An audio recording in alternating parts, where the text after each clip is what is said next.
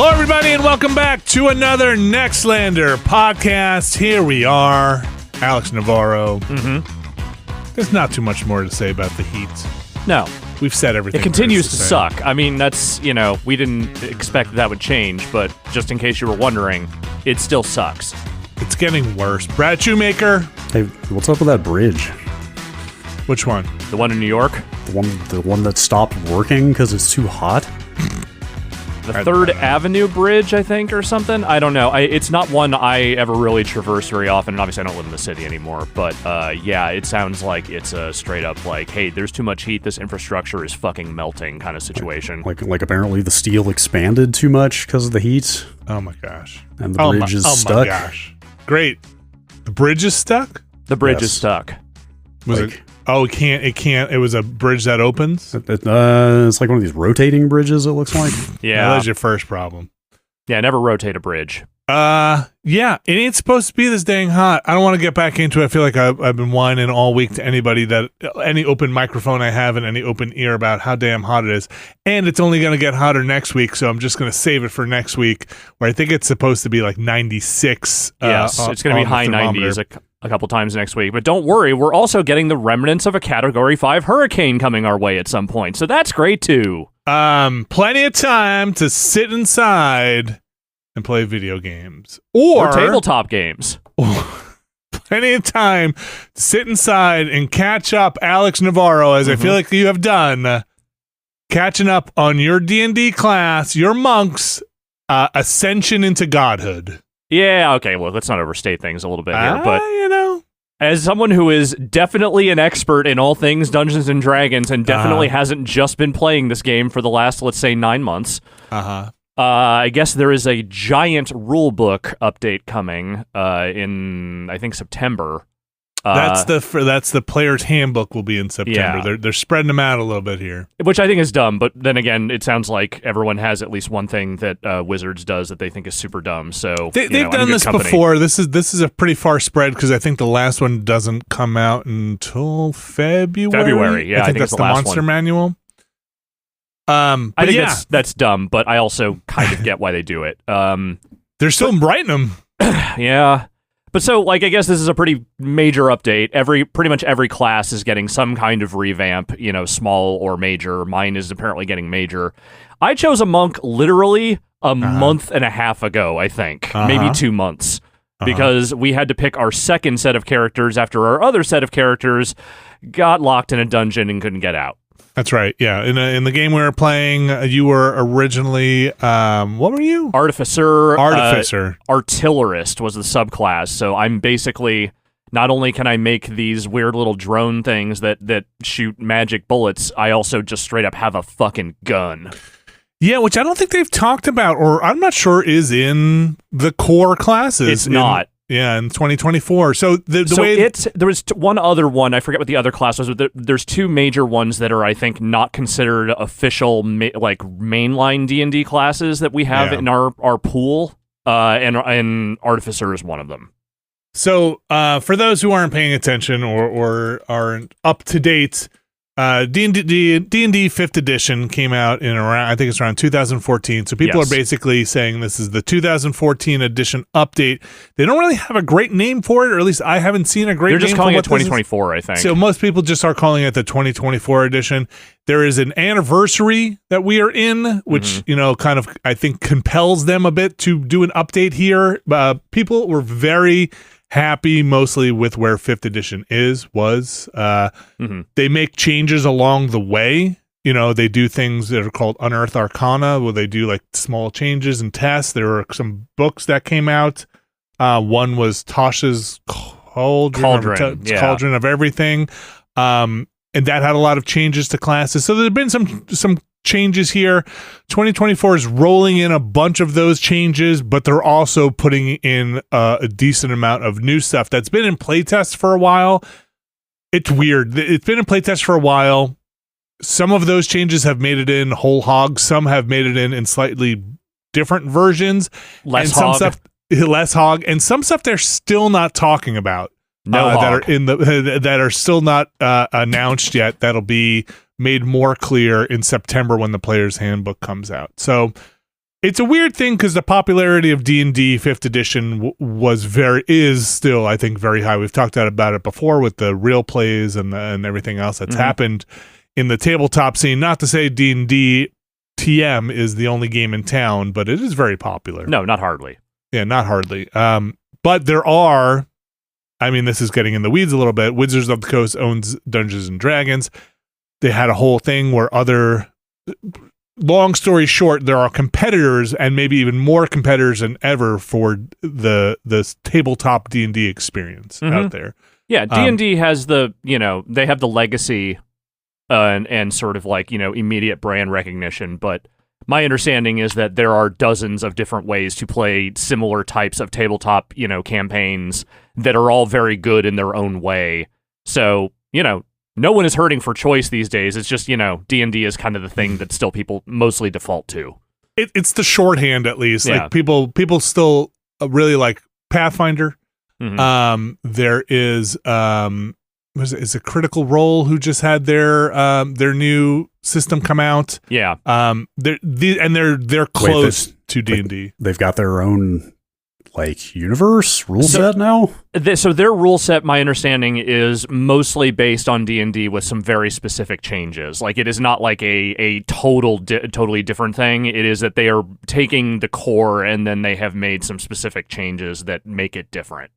Yeah. So they have their own system now. They're not going to be on the D&D TM system, right? They're bigger than that now. They're bigger than the brand. Well, again, not to get too much into it, but somebody's going to mention it and say, why didn't you mention it? Wizards of the Coast has stepped in it quite a bit. Oh, yeah. They fucked up many times over. Their licensing, and they were going to basically change the way that independent people could make money using D&D stuff and start trying to take more money out of that pool. And a lot of people were like, F that, no way. Don't need that shit in my life. They walked some of that back, but they definitely burned a lot of goodwill there. So anyway, 2024 is coming out. You play a monk now, your turtle monk. Yeah, all of this was just kind of me setting up the fact that when I picked the monk, I had no idea it was considered one of the more maligned classes, not because it's bad or anything, but because it's weak. I guess, in most people's eyes. Look, there are some people who play D&D particularly and that try to min-max the numbers. Right. Who go in, and we've all played RPGs before where you're like, okay, what's the broken build? Right. What can I do that is the broken build?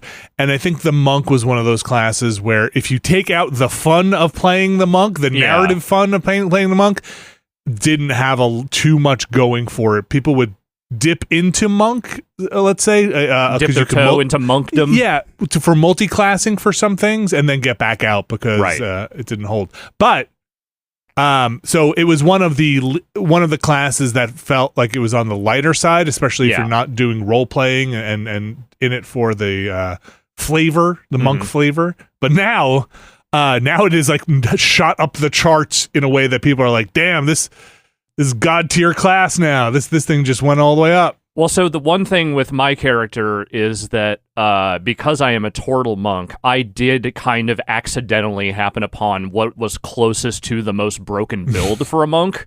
Great. Because I have a natural high armor class, and I have an incredible defensive ability that just lets me drop into my shell at any time. It's an action. I have to do another action to get out of it. But basically, outside of dexterity saving throws, I'm very strong against anything that tries to hit me when I'm in shell mode. So I can kind of get up in there, do my thing, and if things start going bad, I can just drop into my shell and say, nope, can't hit me. This seems so self-evident it doesn't even bear asking, but I assume you were trying to make a Ninja Turtle. No. Huh. I wasn't even thinking about that when I did it, and then I realized what I did almost immediately after the fact. Because he does wear a mask as well, just heads up. He does, but it's not a ninja mask, it's a lucha mask, because his character has spent the last 40 years working in fixed fights around Eberron, and was at one time a brief world champion. But is mostly known as a sure hand that can make other people look good because my character is built entirely for taking hits and dodging hits. So, well, I should say apologies to all the DMs out there, or people who follow this stuff very closely.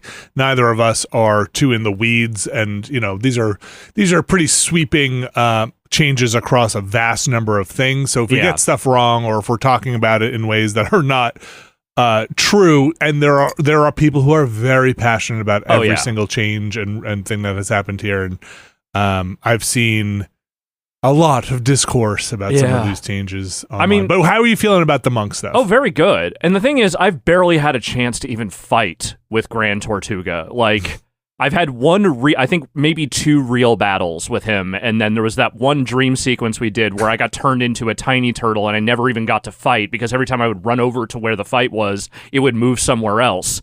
Yeah. And then when we were about to fight that dragon, I never even got close to that dragon because it just took off before anything really happened. It was quite a lot of flying with the dragon. But but what I have gathered is that I now have a lot more options at my disposal in terms of what I want to do, especially with unarmed attacks, which is a big part of the monk class. It's no longer just about dealing damage. I can now grapple and push with that stuff too, and that actually gives me some interesting options in terms of what I want to do turn to turn. And they've changed grapple and that stuff. I think it's no longer a contest. I think you do ability checks and saving throws now, which is just, it's kind of an in the weeds change, but it makes a difference. I think some of the bigger stuff I saw in the monk changes is they got rid of was it actually key points? I think it was. Well, they called it key points. It's now, I forget, it has another Monk's name. Focus? Monk's Focus. It's the same system, though, pretty much. But you do much more for free. Like, yes. It seems like you can do so many more freebies that don't have you spending all your points, which is pretty incredible because, there's an economy in D&D where you are spending spells and points and to do the cool stuff. Mm-hmm. And when you could do the cool stuff without spending the points, that's pretty big. Also, that there's an ability now, Uncanny Metabolism, which that's new, where you get all your stuff back after a long rest. You could spend it once. Yeah, there's that, and then just kind of going back to the sort of dodging and deflecting aspect. I've now got a situation where, like, if I am able to reduce damage to 0, I can just spend one of those focus points to redirect it wherever I want. Okay, again, I don't know how much of that stuff is new, but that sounds cool. I think that is new. I don't think that's how that was before. And yeah, there's a lot of other stuff that's like higher level than we are, because our characters are like level 6, I think. Mm-hmm. But there's stuff in there like at level 10 where it's like I can literally just decide I am not charmed, frightened, or poisoned anymore at the end of my turn. And then that's new too? That's new too, and then also there is another self-restoration thing where I can just go without food or drink and it does not cause exhaustion. How about rest? That's where we always run into trouble.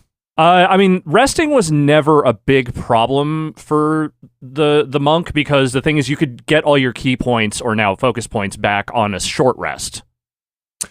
Bananas. But it's actually part of the reason why I picked the monk was I was like, I don't want to worry as much about resting if I don't have to. Does anybody ever play D&D like it's Monopoly? How so? Which is to say, just kind of ignore the rules you don't like, and just take the $200 anyway. You know what I mean? Like, definitely. Like coming from, okay, I am no stranger to going hard on games that see a lot of balance changes over time. Yeah, video games, that is. But like, you're beholden to the rules there unless you like hack or mod those games, right? Like, you can't just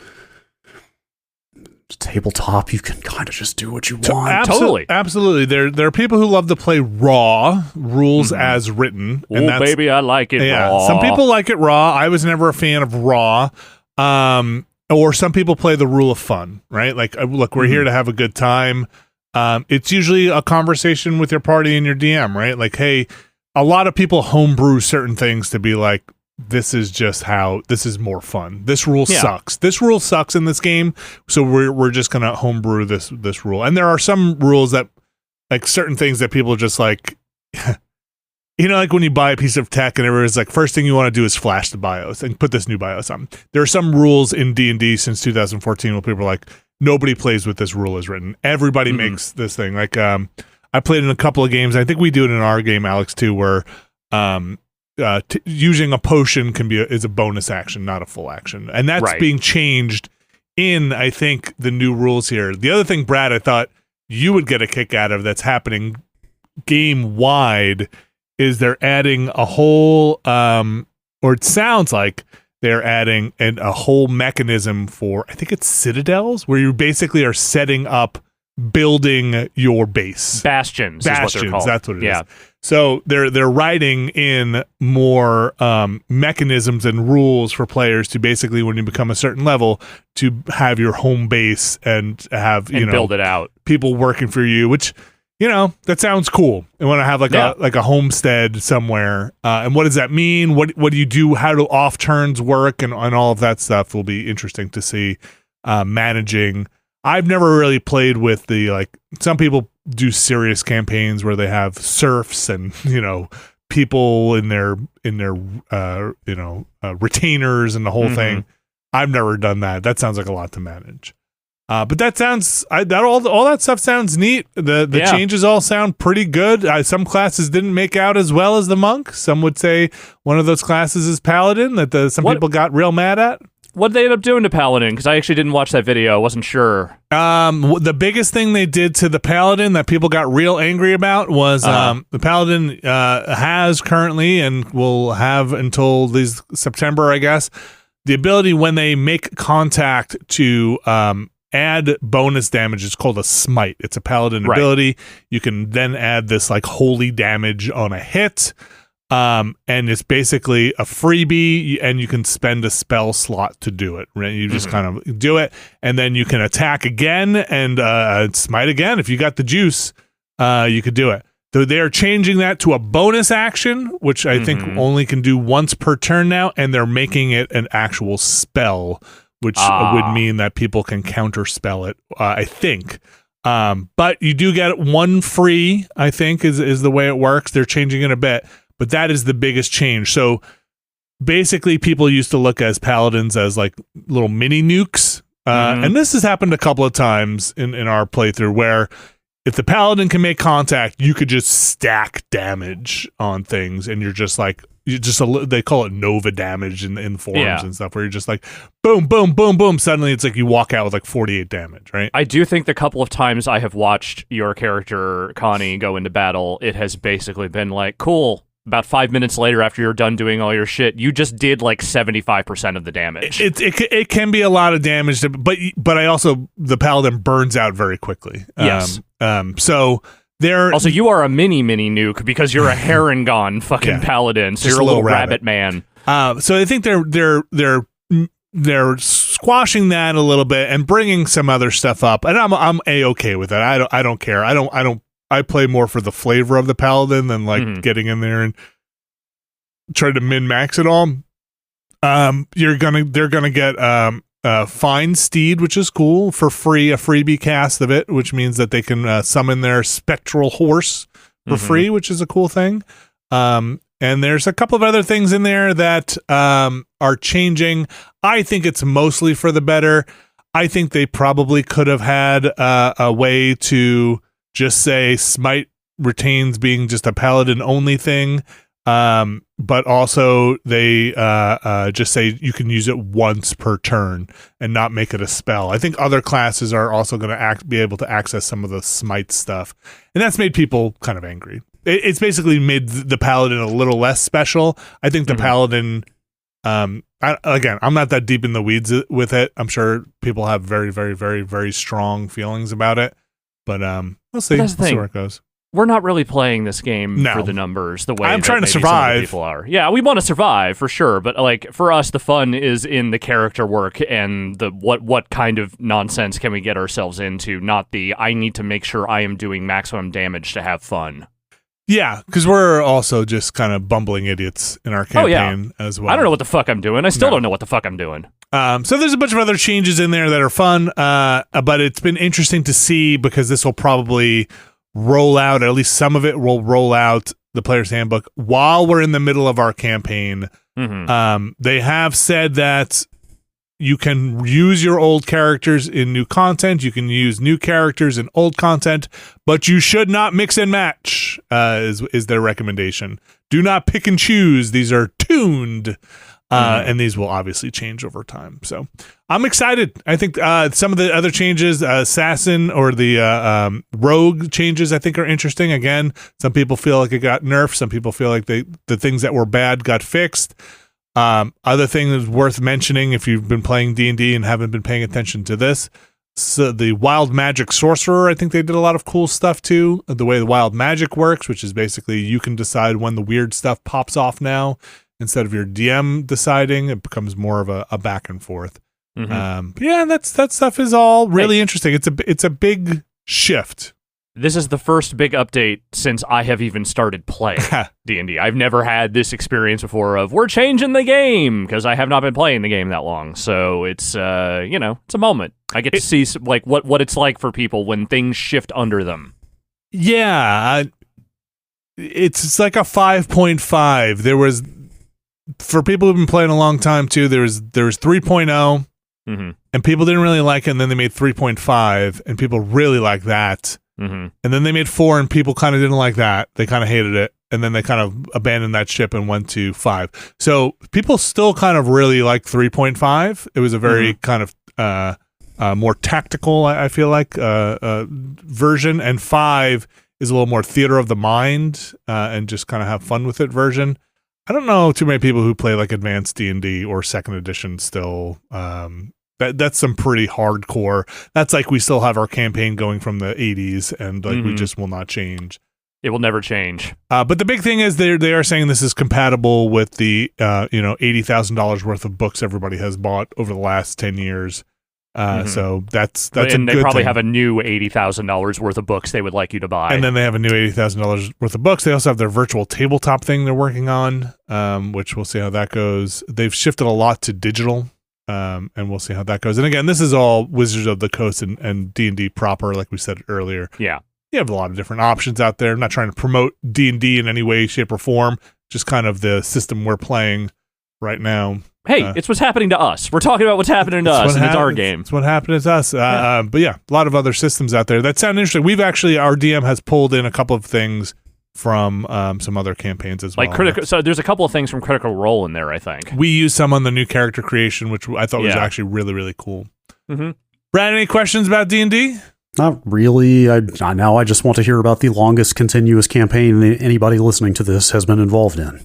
They're once in a while those stories make the rounds of like these people have been playing for 30 years. Their kids are playing now. Like the same campaigin specifically though, like same characters. No, like that's what I'm saying. Like there are some people that have been doing this for generations now. There was a story. If I can dig it up, I'll try and find it. Where this guy's been running this campaign. I think it was for like 30 plus years, and they have children in the game, and their characters have had children, and it's like Phantasy Star 3. And the thing was, and one of the things was, his kids were playing in it, and it was like, if you ever invite a boyfriend, significant other, partner, or husband, heads up, their campaign character might last longer than your relationship, because once they're in this campaign, I'm not going to ask them to leave if something happens.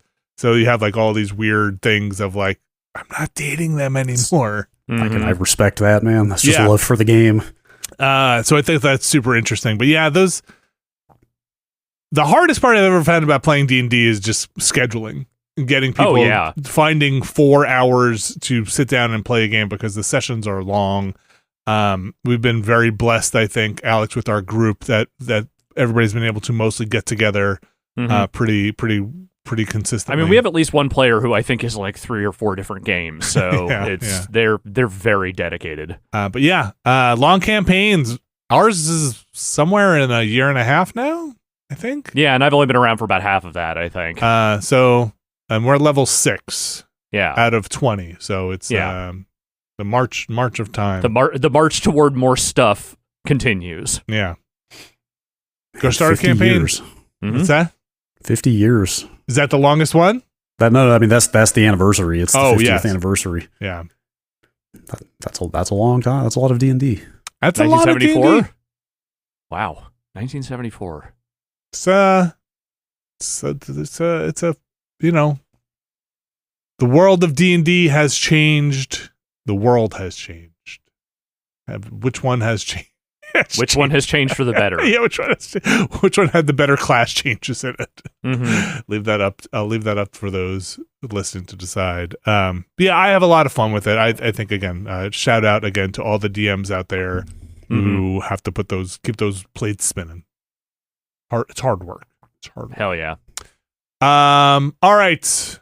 We got some games to talk about here. Why don't we take a quick break? We have some game check-ins mostly here, some short stuff. We're in the midst of it now. The summer. What are dog days of summer? Are they not active? Are they long days? What are actual dog days of summer?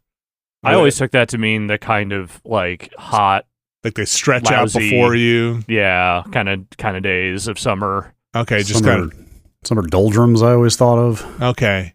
Well, either way, what I'm getting at is the release calendar not necessarily packed right now. No. So that gives us room to talk about D&D changes. and we're going to take a break, but we're going to come back and check in on some of the games we've been playing. So stick around. This week's show is brought to you by ExpressVPN, Alex and Brad. Yes, Vinny. We've got some privacy metaphors here on this ad copy that we get to pick from. Ooh. Yes, that we get to pick from. And I'm going to pick this one labeled bathroom. You ready? Yes.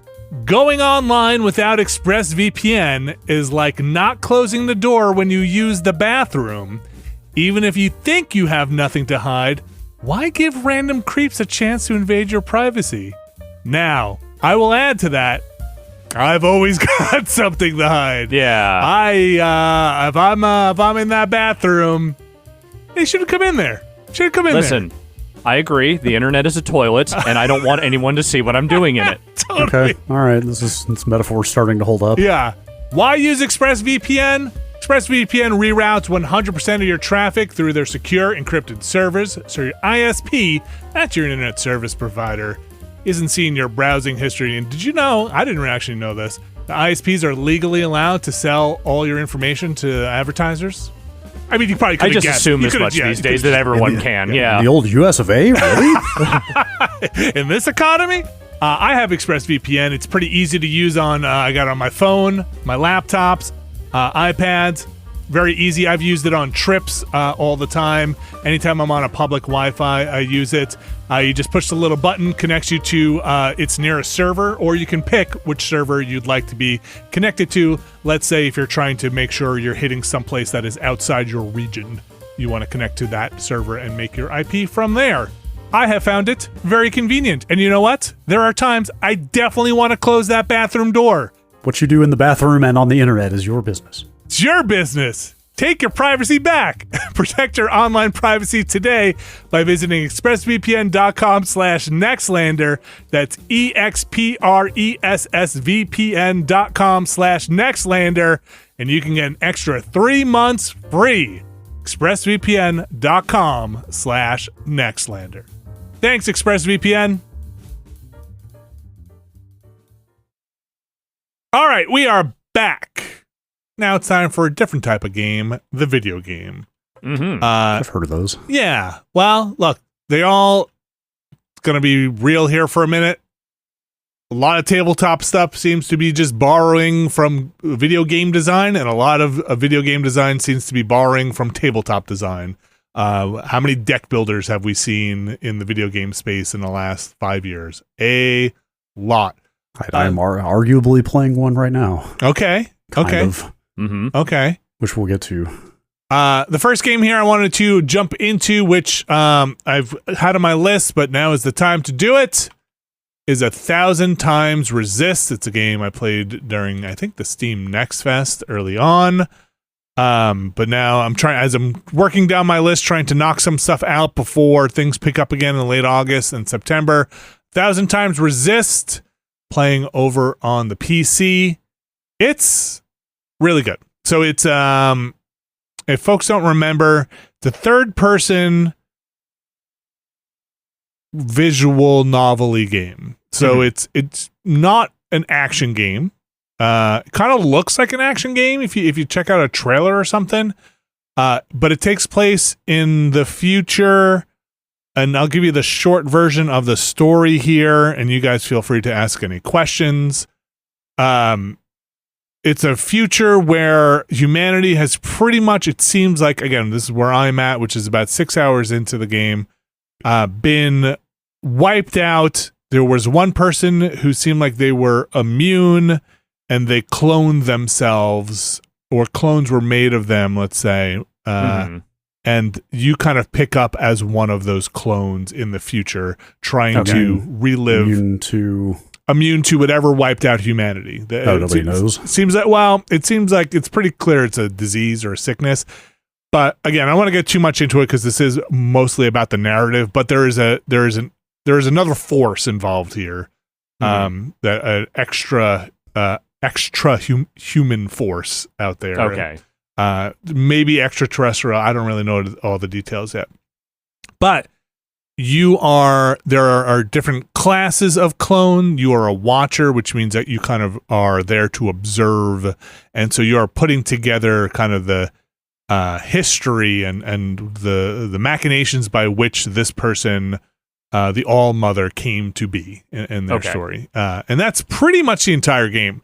You're kind of running through these vignettes and these scenes, third person. There is some action adjacent parts where you're kind of zipping along these points, but really it's mostly walking up and getting dialogue and hearing the story here. There's no like fights or anything like that, at least that I've encountered. But I really enjoy it. I think it's great. I think the story so far is really engaging and unique. They're telling a kind of it's got strands of other mythologies in it, but it's got an interesting take on those things. Is there like an alternate reality component too? I feel like I remember something from the demo about like multiple versions of the environment. So flipping back and forth. Yeah. So as you're kind of diving into memories, you're going along a timeline, and you can, as a watcher, basically jump in the timeline if they allow you to do it. The gameplay allows you to do it. So sometimes you might have some light puzzling where in one state of the timeline a door is blocked, and if you go to a previous moment it'll be unblocked. You can walk through and then come back to the timeline you want to. It's not that hardcore, like the puzzles. And really it was kind of front loaded. Again, about 6 hours in. I think the game is not too much longer than 15, so things are picking up, and the story, it really has a lot of propellant in it, but it is not an action game, which is probably the best to know. Numerous people I follow have been talking like this is the best story they've played in a game this year. It's really interesting. Came out, I think, in May, and I'm really glad I've got the time now to make my way through. It's something that I really enjoyed during the Steam Next Fest, and I'm enjoying now. I'll probably hopefully have this one wrapped up, because it's not one of those ones like some of these other games that feel like I'm struggling to get through. I just want to go finish this up and play more of it. 1,000 Times Resist. Again, I'm playing it on the PC. I think it's only also on the Switch. I don't know if it's actually on PlayStation or Xbox. I don't think so. I was just Googling. I think it's just those two. Yeah. It's on GOG also. Okay. So yeah, 1,000 Times Resist, very good. Enjoying it. The other one that's very quickly here, I touched and I just streamed, haven't played too much more of it, but we'll probably pick this up again after some other stuff, is Shadow of the Erdtree, the DLC for Elden Ring. Was that the first time you played it on that stream? Yeah. Oh, wow. We punched in so much the first time that I hadn't actually bought it yet by the time the stream started, which I thought I had. I guess I hadn't confirmed it, or something had happened with the purchase where it wasn't actually bought. So when I got to the place where the DLC was supposed to start, it wasn't starting. No, there wasn't the guy or the lady that you need to talk to when there. So I bought it. And, there's really not too much to say. The only thing that surprised me so far in it was they have what seems like a new way to buff up your character's defense and attack, and what are those summons called? The thing where you're like you can ring the bell. Your helpers, the ashes, the special attacks and your ashes of war and the like. I'm not exactly sure how the whole mechanic works and whether it applies just to ashes or the summons or things. But I forget what they were. Alex, help me out. They were shards of the.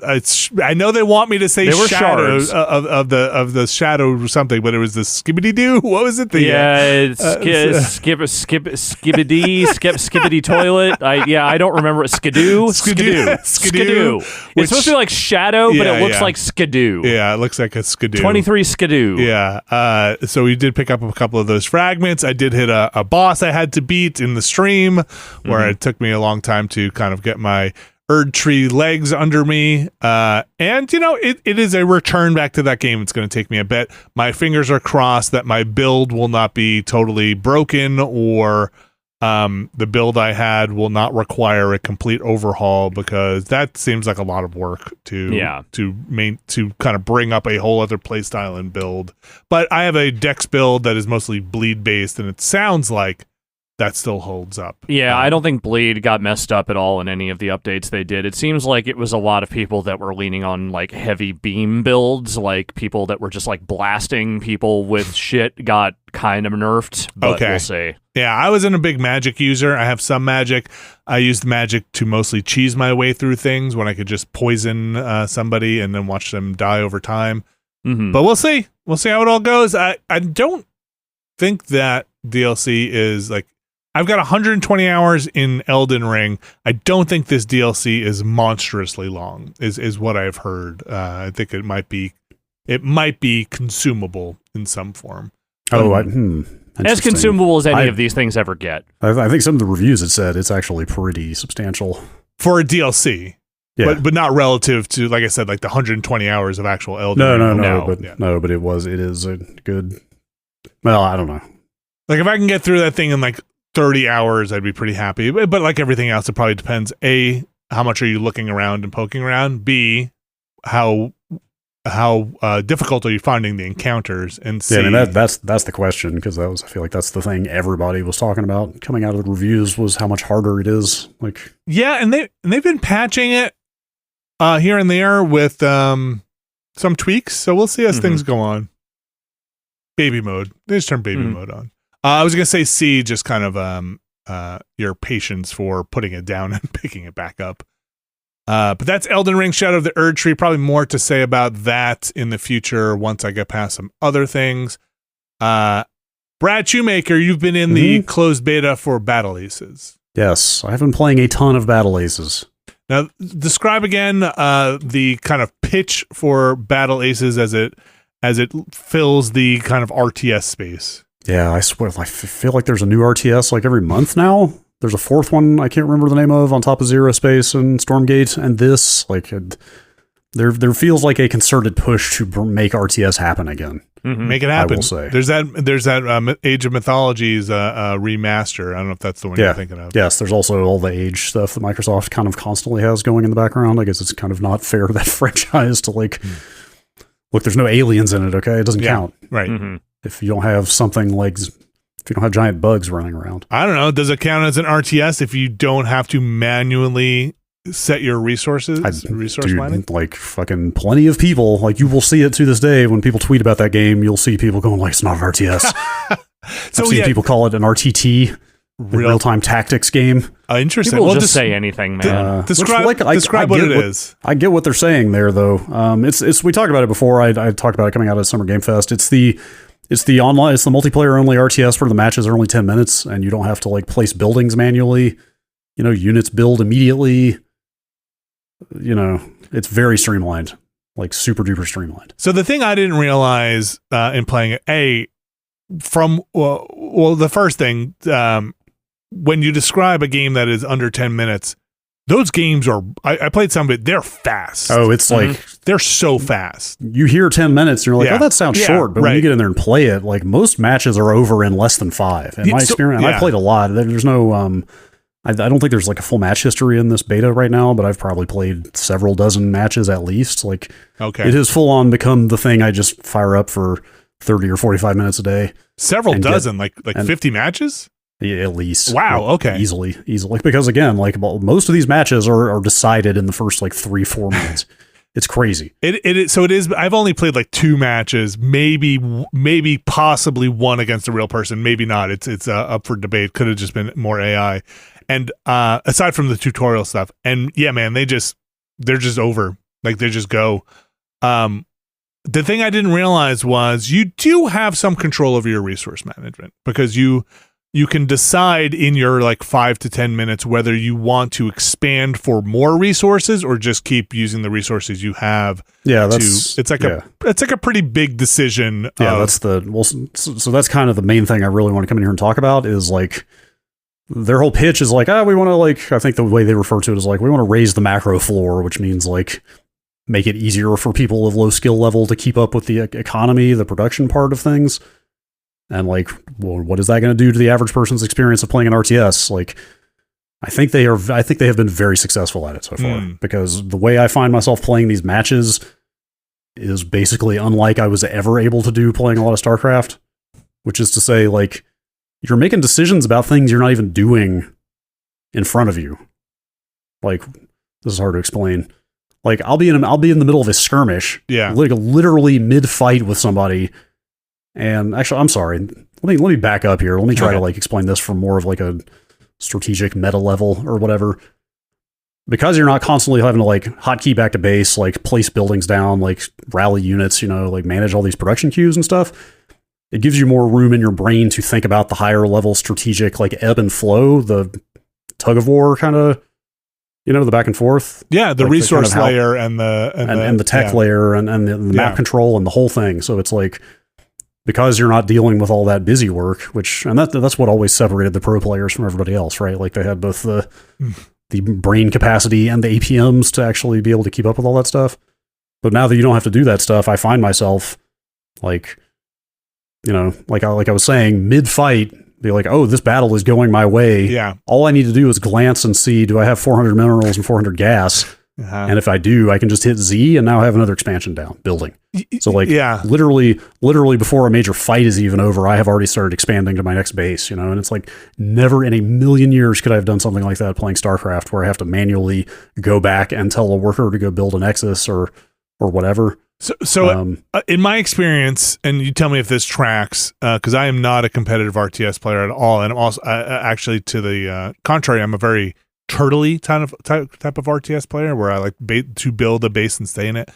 My experience in the very few, again, 1 or 2 or 3 matches I've played is you have very limited units. What is it? 6 you can possibly get into builds with everything. You mean like your kind of deck? That's what I was referring to earlier. Like this is kind of a deck builder in a way. It's 8.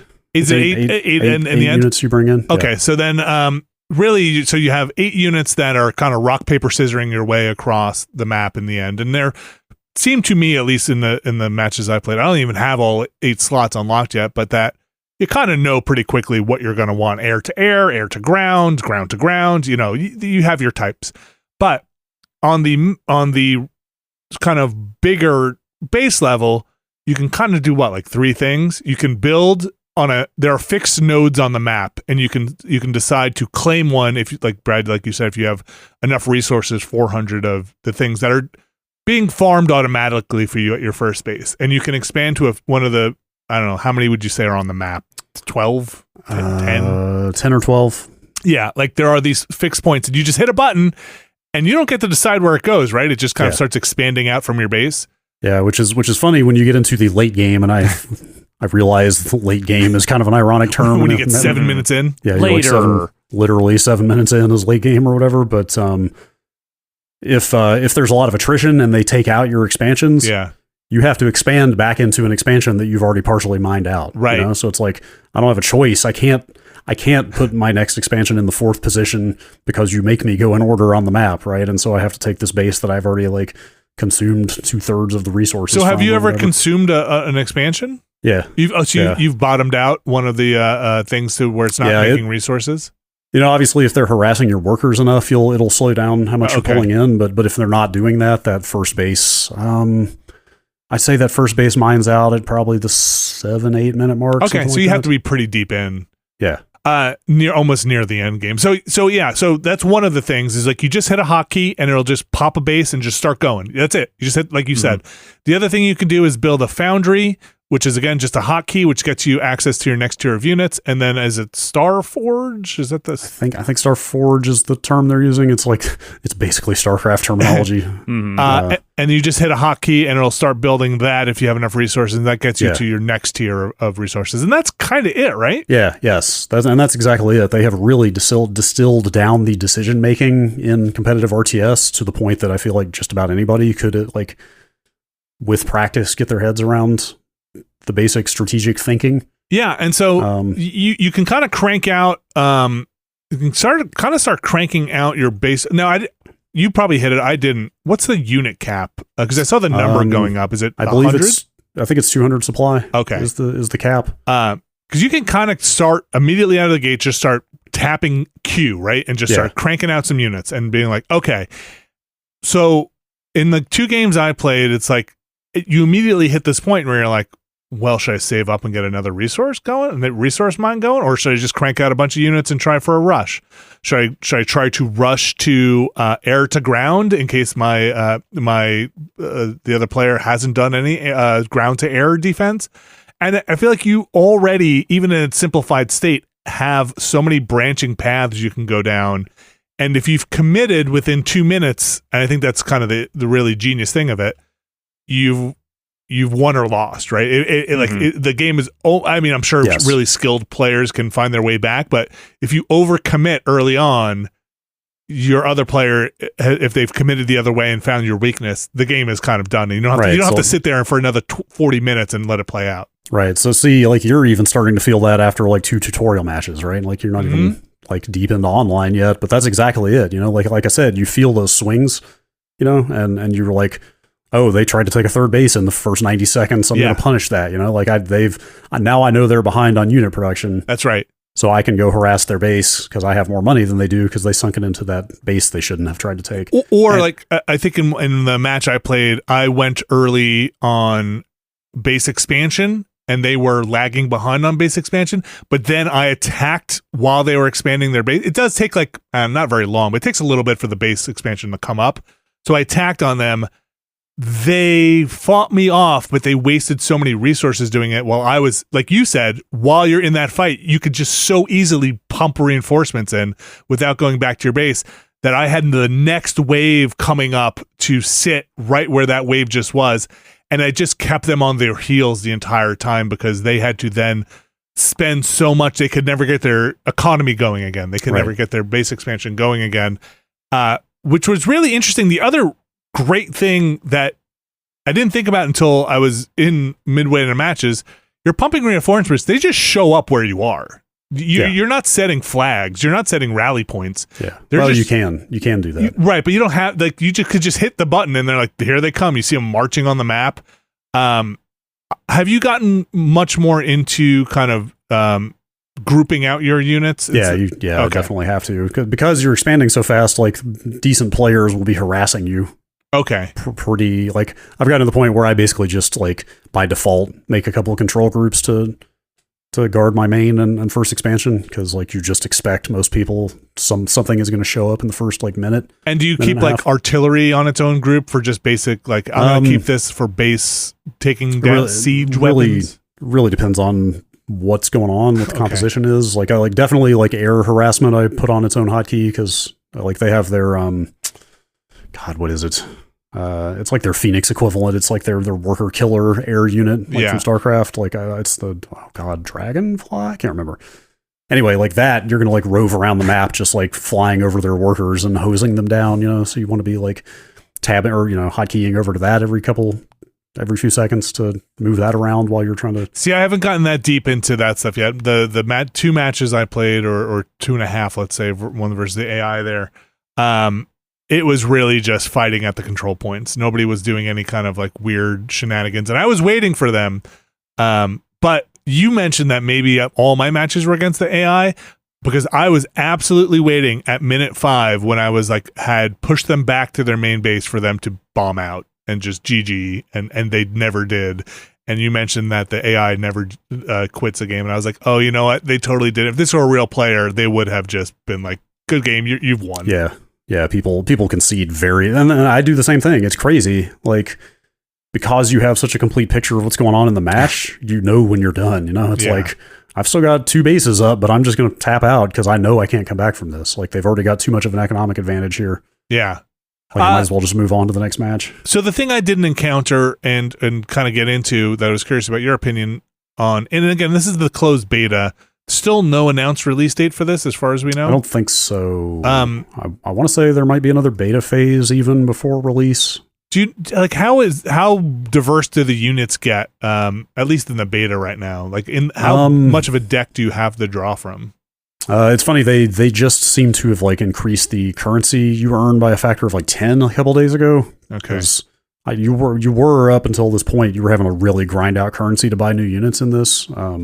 And now I can just like, I'm guessing because the end of the beta is coming up in like 5 days, they just want everybody to like buy everything. So how does that work gameplay wise? Will I go up against somebody who just has better units than me because they bought not better in the sense of something like a Clash Royale that I've complained endlessly about, where people can like literally pump money into their units to make them stronger. Yeah, it's not like that here, but it does determine which units they have. It's a beta, they haven't monetized yet, but presumably you'll be able to pay money to get more units faster. And it's just a balance? Like, is it just like this is a bigger but more expensive unit? Yeah, or just different capabilities, you know. I guess what I'm asking is, can you be as competitive with the starting deck as you can be with somebody who has the full deck? That'll depend on how they balance what is accessible. Actually, I mean, go day to day, like literally every day in this beta, like you'll sign in for the day and it'll be like, hey, your deck has changed because you were using units that are no longer free. Oh, like they do that thing. Okay, they do that thing where it's like, and I don't know if that'll be literally daily in the final game, but it's very much like, hey, here is the assortment of units that are free to use right now. Oh, okay. You can spend your currency to unlock any unit permanently, but these will change on a regular interval, so you can't keep this deck forever. So they'll rotate in other units in the free deck? Okay. Yes. But you know, they do have basics that are kind of always freely available. Like there's like, here's your basic ground melee unit, here's your basic anti-air. Okay. Here's some basic air units. Like you can make a functional deck out of what you start with. But I absolutely have had that experience of like, I just got fucking flattened by a unit I've literally never even seen before because that person ground out the currency to buy it, and I have not even gotten to try it yet. So like, what the fuck was that? The other thing I ran into, again, very briefly, was and these are so fast, but I do wish there was a bit of a mouse over on the, or maybe there is in there, on the enemy unit to know what they're doing. Like, yes, I agree. And that's exactly what has happened the times that I've gotten destroyed by something I'd never seen before. It's like, and in the match summary, you can mouse over their deck at the end to see what they're using. Yeah, because sometimes you're like, this is a siege weapon, or like, oh, I didn't know that, or like this is an ground to air weapon. I'm like, I didn't realize. I kept sending planes against it. No wonder that you can tell quickly, but by the time you've committed to making a fleet and send them in, and then they get wiped out, you're at minute 6 maybe, and you're like, well, I'm done. So yeah. I found it like it's hard to go too on tilt in this game though, because it's so short that it's like, okay, well, I've only lost 6 minutes of my life to that utter domination. I can just move on. But you get pretty sweaty in like 6 minutes. Like yes, for you sure. Definitely can get pretty like, ooh, okay, yes. This is happening. Definitely get the old adrenaline rush that I remember.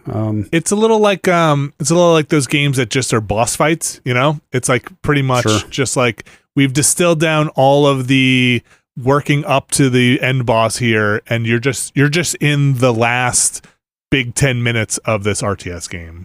Which not a huge RTS competitive player, but makes it less scary to go in. Yes, and it's been kind of liberating and exciting to be able to like basically access a level of strategic thinking I was never capable of doing before, just because you're so busy with just the fundamentals of making the match go. Yeah.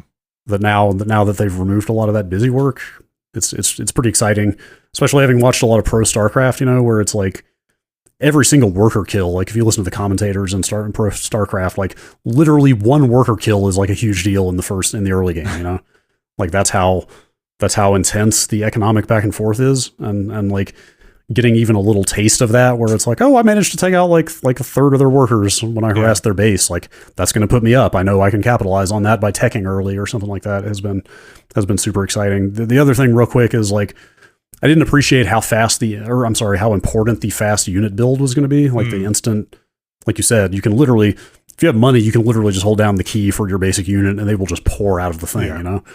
And like the ability to pivot, like literally if you see an attack coming, if you scout an attack coming in, the ability to like pump out a bunch of units you didn't even think you needed until right that second and just have them ready is huge.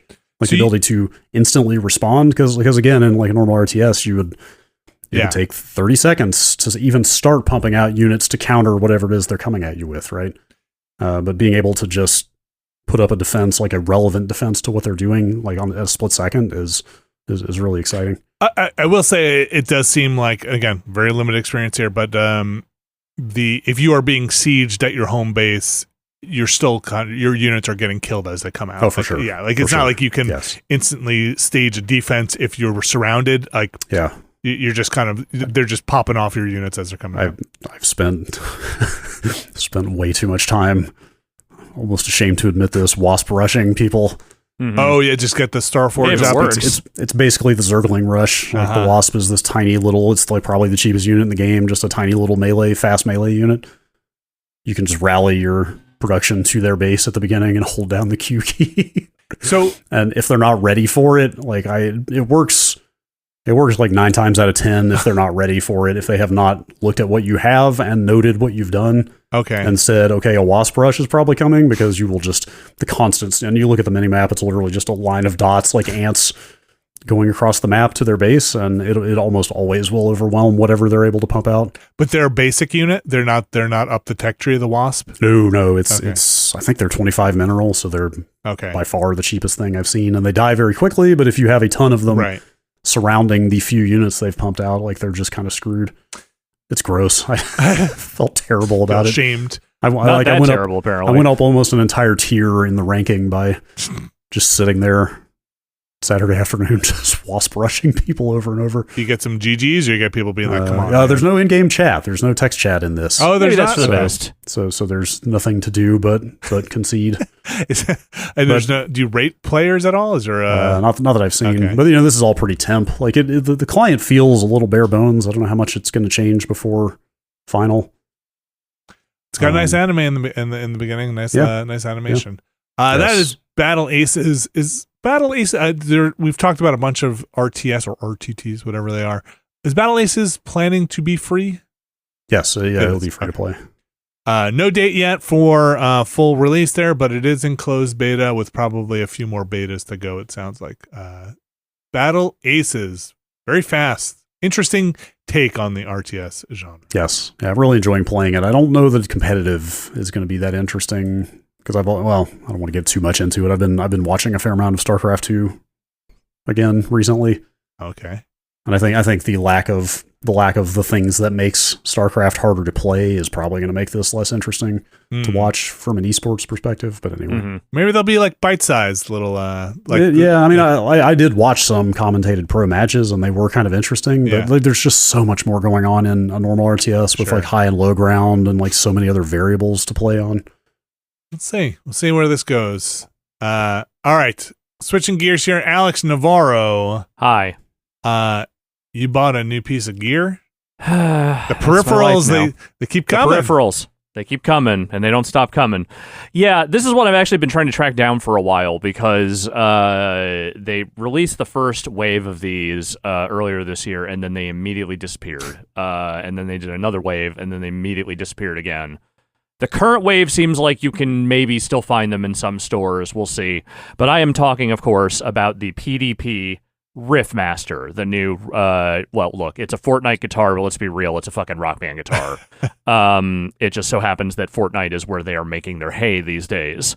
Because of A, because Epic has harmonics, and B, because they added that, what is that mode called again? Like rock on mode? Festival, right. Yes. Yeah, which is where they're plying their music game trade now.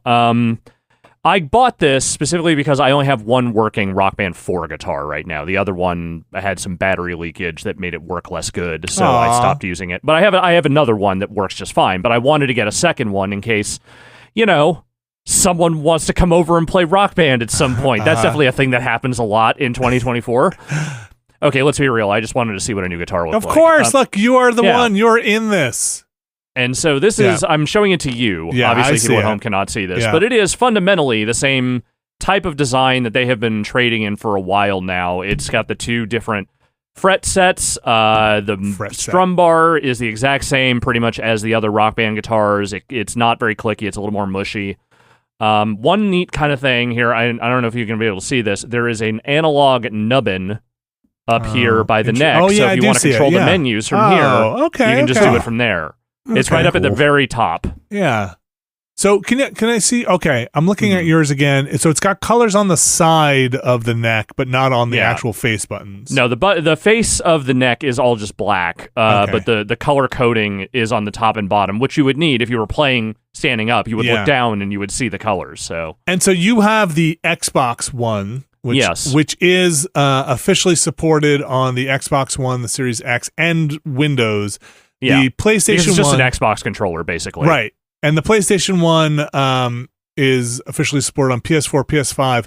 This says not officially supported for PC, but I would assume that's just a Bluetooth controller that you can probably pair. Yeah. The product page says this PlayStation guitar is not designed or tested for PC compatibility, which sounds very much like it'll probably work, but we're not guaranteeing anything. Yeah. So I will say this is a dongle-based device. You do need to plug it into a USB port in order to do the thing with the little dongle. Wait, can this not plug straight into a USB port itself, the guitar?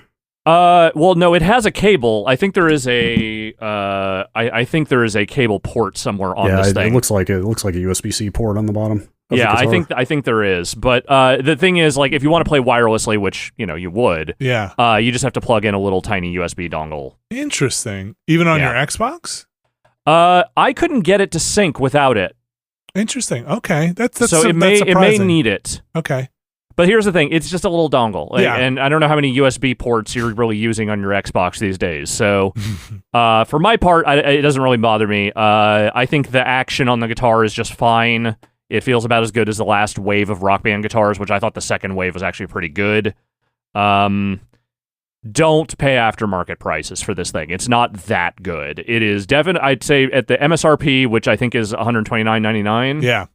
It's, like a little pricey, but I would say, considering they don't make this shit anymore, right?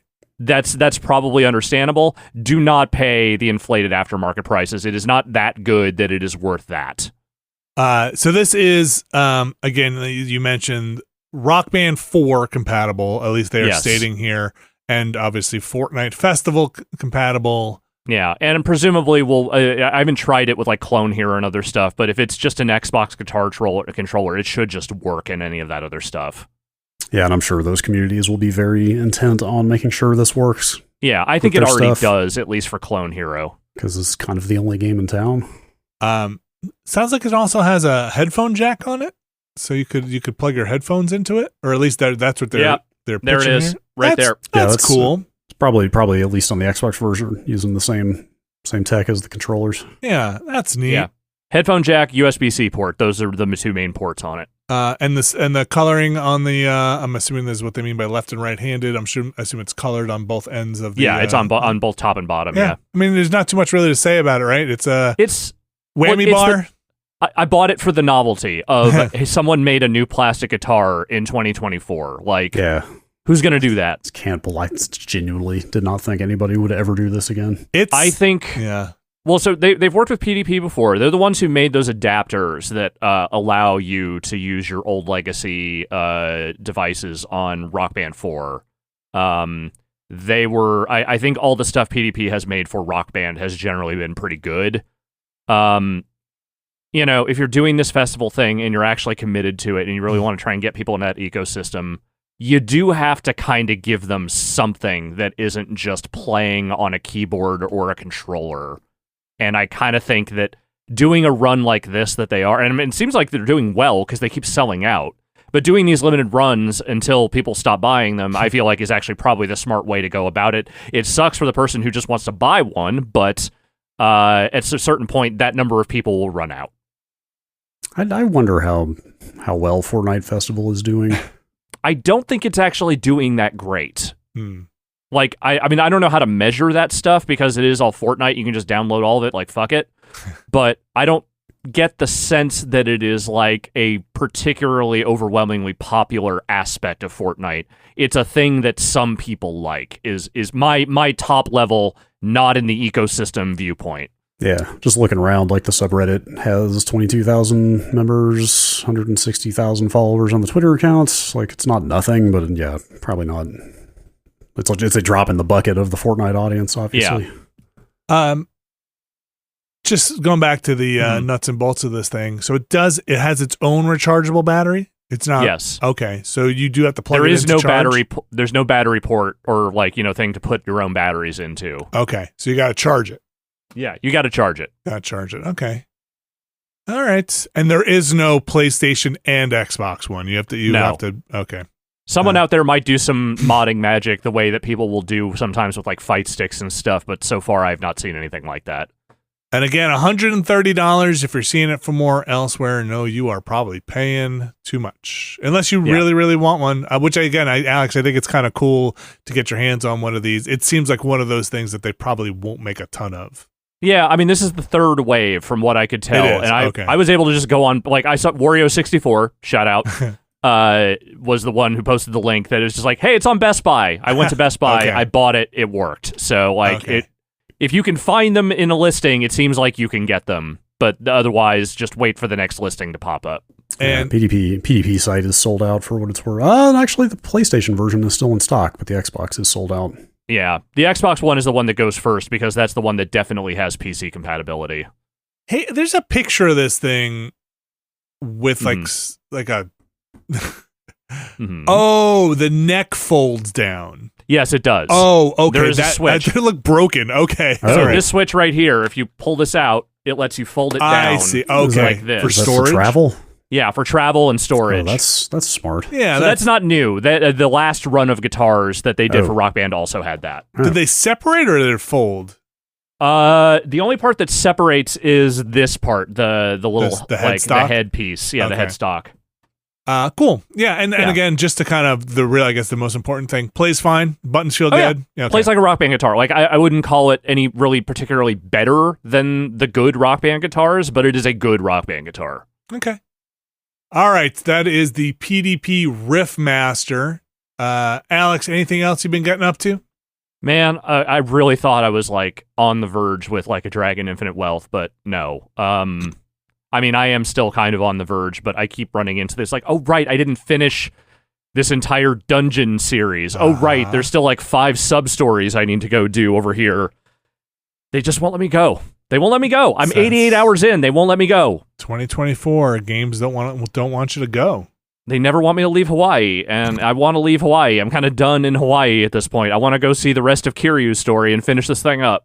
I think they had, I think it was the Yakuza team said that they're working on their next thing, and it's gonna blow your mind. Well, I mean, I don't know about blow my mind, but we'll see what it ends up being. I think they were hosting or doing auditions for new in-game hostesses, so we'll see. Okay, that was the last thing I saw about that, but I don't know if that's a new Judgment game or if that's a new like a Dragon game or what. But I mean, it could be anything. What is the state of your Animal Crossing-esque island? Are you done? No, I'm done with that. I did finish Dondoko Island, specifically because I wanted the special ability you get when you finish Dondoko Island, which is a satellite-based weapon system that basically just obliterates all the enemies on the screen in one go. You bring this island to 5-star resort status, and they give you a fucking like orbital weapon. Great. That's what they should have put that in Animal Crossing. I don't know why they didn't. Maybe I would have stuck with it more. Yeah, it would have been better. Get Tom Nook. Yeah, Tom Nook, sell me one of those. Who put this system together? Was this built by the Yakuza? Is this an orbital Yakuza laser? Did they build it themselves? The people who run the hotel island that you help out apparently built this in their spare time. Okay. Great. Can you keep playing that island game Oh yeah, more. Okay, if you want, you can just keep adding to it. You can keep bringing guests in, but like honestly, once I was done with it, I was kind of done with it. Like, it's not as much fun as, for instance, the Dirtbag Pokemon subgame, which you are still engaging in, which I am a master of. I have finished that storyline too, but occasionally I will still dive into the battles because I still think they're kind of fun. All right, well, Like a Dragon, Infinite Wealth continues. Now's the time to do it. Soak up those hours. Get them in there. I think maybe in a week I can be done. We'll see. Oh, yeah. I said that last week. Well, it's funny you mention that because I think probably in a week I will be done probably, again, same problem with Final Fantasy VII Rebirth, but I think in a week I might be done with that too. We could push, was that January and February or March past us at this point and start moving on to games that came out somewhat in the last couple of months. There are some big games that came out earlier this year. So I think, by big we mean long as shit. Yeah, I'm gonna be streaming. I'm at the point now where I'm any day now it could happen kind of thing. So I'm gonna be streaming some more of my Final Fantasy VII Rebirth for anybody who wants to check out what the hell is happening. Because really, I'm mostly playing that game at this point because I just want to know what the hell happens at the end of that game. Right. Like, where does it... So if you're pot committed. Well, yeah. And mostly, like, where do they leave the universe for that game? And if you want to check that out, might get there. No promises. Who knows? Possible. Didn't think I was going to get there last time, but it's possible this time on Thursday. All right. I think that's the video games for now. We're going to take another break. We're going to come back. We're going to talk about some news. Stick around. And we are back. We got some news here, some catching up, some updates, some people doing some things. First, let's kick it off, Brad. What's Microsoft and Xbox doing? Raising prices. Seems like the gravy train, the Game Pass gravy train might be coming to an end. Or at least the ticket's going to be a little more expensive. Is that the correct terminology? You know, I think the gravy train probably ended after everybody burned through all their $1. Yeah, yes, the true gravy train was converting to Game Pass Ultimate for basically nothing. Yeah. But still, even after that ran out, like what's been going on doesn't seem super what they've been offering, I should say, does not seem super sustainable in light of the apparent lack of growth in the user numbers. And they had just done a kind of tier reshuffling not too long ago. Where last year sometime, I think? I think it was last year, yeah. Where they kind of broke some more stuff out. They got rid of gold, right? I think that was the last big change, was they got rid of Xbox Live entirely. Like there is no such thing as an Xbox Live subscription anymore. Yeah. It was all rolled up into Game Pass, even though a lot of the benefits were the same. And I think that was... And then everything, I think most of the things went up by like $1 or $2. But this time, what do we got? Yeah, this is more substantial price, but the bigger thing is they are splitting the offering, the benefits. Specifically, hey, you get all of Xbox's first-party games on day one on Game Pass is not going to be a universal benefit anymore. Right. Which I think was probably the single big... Well, I could go back and forth between, is that the biggest benefit or is it just the bulk of games? Like, I don't know. I'm sure it varies depending on who you ask. But getting your Halos and Gearses and Psychonauts and possibly Hellblades, Call of Duties, and now Call of Duties, which they have confirmed, like that was huge for people, right? Yeah. Game Pass Ultimate, God, it's fucking between the price changes and the rebranding of tiers and the dropping of tiers, like it's such a pain in the ass to try to explain all of this. The short version is there are only 2 tiers of Game Pass on console now. Game Pass Ultimate, which already existed, is going up to $20 a month in the United States from $17. But that's the only one that gets the day one games from first party now. So you can get a different tier to get the monthly games, but not necessarily the day one. Not the day one games. First party releases. Just like the bulk, like what do they call it? Like the archive or the library or something. Like just the big bulk of Game Pass games is now a new tier. So I think they really splitting hairs here. I believe they dropped the Game Pass for console tier and replaced it with the Game Pass standard tier, which is $15 a month. So, and you don't get the cloud streaming. We might as well mention. I mean, that's probably less commonly used, but still, you don't get cloud streaming or first party day one releases on that $15 tier now. So 15 seems like kind of a lot to me to have lost that much benefits that big. And you do get the online multiplayer for what it's worth as part of the 15. And Ultimate gets you console and PC? I believe that's right. I mean, PC is a whole other story because they're also raising the PC Game Pass price by, I think, $2. I think it's $12 a month now. Is that right? Yeah, it's $12 a month. You do still get the day one first-party games on that $12 a month PC plan, though. Okay. Even though you only get them on the $20 a month console plan. Okay. So they have really split the offering, raised the prices. Really just feels like, hey, we maybe have like plateaued on the number of new people we can convert to the service, so maybe we need to start making more money on the people we already have. This is muddying the waters in a way that I honestly don't think is going to do them any favors long term here if they actually care about keeping Game Pass around. Yeah, like I agree. I mean, like just the blanket, like, hey, if you're on Game Pass, you can play all of our games on day one. Right. Like, it was just such an easy selling point, which was the thing they just haven't had anything of this generation is just an easy selling point. Right. Of course, you could also argue they don't have not a whole lot of first-party releases these days. Yeah. Well, the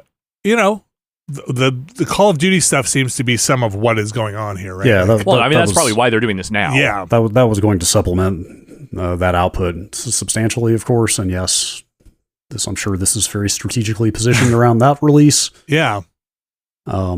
Not that those games are not highly monetized within their ecosystem too. Like even if you got the game, you're still dumping tons of money into the Xbox ecosystem on charms and dongles and bangles and battle passes and things that hang off your gun. I don't think they've said anything about what counts as a new release. Like if they put out, Gears E-Day in August, does it become a not new game by, I don't know, November? Like how many months after a release before that goes into like the library, the lower tier? Yeah, like does it have to officially now be added to Game Pass?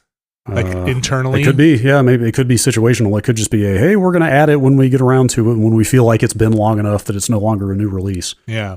I understand why they're doing this. I understand why they're doing this now. This is a bad time to be doing this because people are tired of fucking subscriptions right now. And if you give people even a itch of a thought about, well, maybe I don't need this, people are a lot more quick to pull that trigger and say, I don't need this anymore right now. Yeah, I think there's definitely some risk of that here. Probably also leads to a lot of people like sticking to the low tier one unless something comes out they really want to play. Just like that hanging out in core before they go to standard or whatever it is. But if you're signed up for long periods of time, I doubt they just let you say like, hey, I just want to convert for 1 month and then go back to my old plan. Interesting. After I play this game for a month that I want to play, that's probably not possible if you're on like a annual plan or something like that.